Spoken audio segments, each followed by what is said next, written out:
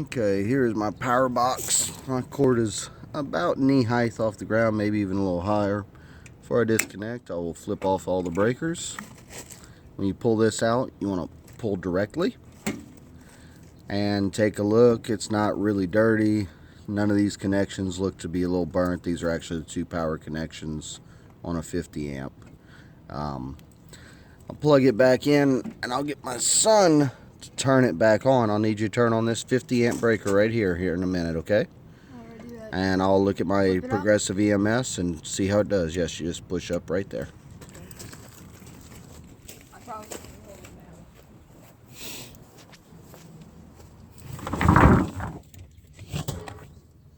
So here's my EMS box. Okay, turn it on, Noah. When he turns it on, it'll kick on. You see it's checking line 1 is 120 volts, no amperage pulling.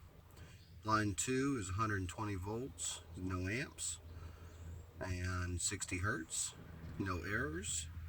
And you just heard it kick on as it allows electricity into the house. See, it shows 0 amps, but that one's pulling 27 amps because my air conditioner's on. So this kind of does the same thing as disconnecting your breakers, but it double checks everything. Right here we have a list of error codes that show what's possibly wrong with this. And to actually bypass this unit right here, I would have to open up these 6 screws and modify the wires in here just slightly to bypass it, which I wouldn't do unless I got a call from Progressive. Let's see what this says. Read owner's manual, do not return the product, contact Progressive if you have a problem.